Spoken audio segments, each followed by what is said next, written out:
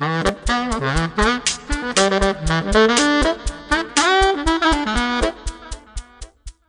principe était de réaliser un jardin virtuel en 3 dimensions, voilà, directement dans la virtualité. Le travail s'est déroulé en 2 grosses étapes, on va dire. Au début, c'était appréhender la virtualité et la 3D.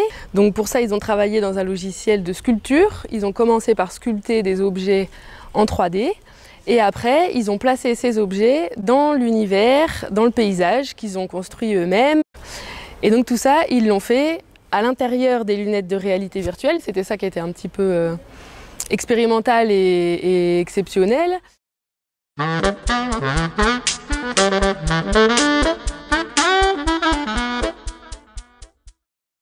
L'idée donc était de découvrir des instruments de percussion, petites percussions classiques, xylophone, métallophone, carillon, les tambours et ce qui est bruitage.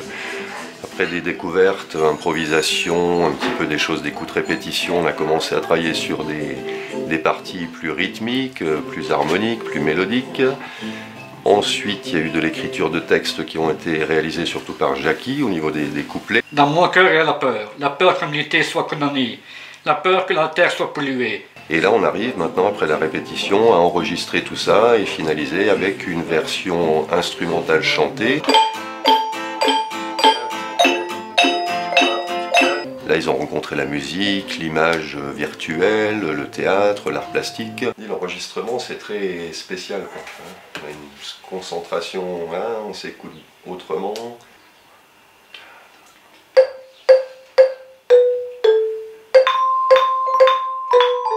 Je trouve que le noyau aussi s'équilibre bien, tu vois. Il y a une personne qui est plus sur l'écriture des textes, l'autre qui fait plus la secrétaire, l'autre... Tu vois, en fait, ils sont aussi rencontrés eux-mêmes à travers toutes ces choses. Le meilleur souvenir que vous ayez, c'est tout le travail qu'on a fait pour arriver à là. Oui, parce qu'on est quand même parti de zéro. Je crois que tout le monde est parti de zéro, et puis on fait quand même quelque chose.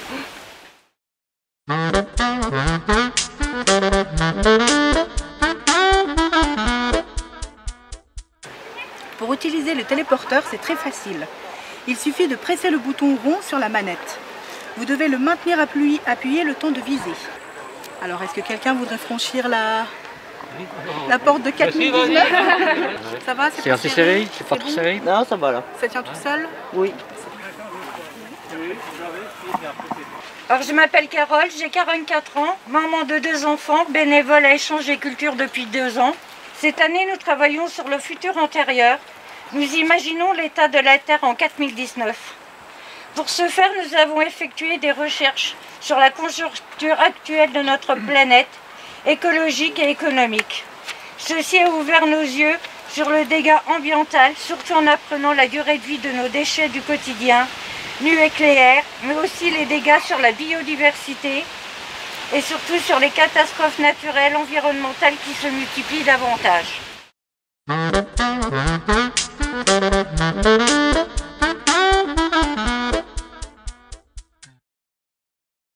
Les archéologues ont pu faire un rapprochement typologique en regardant les formes des objets.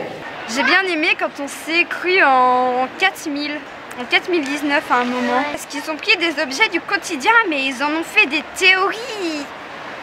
Même nous, on n'aurait pas pu les imaginer. Ils ont toujours un chapeau rouge, souvent vêtu de rouge, souvent avec une barbe blanche. Donc ce tableau, c'est un tableau peint par Claude Gelée.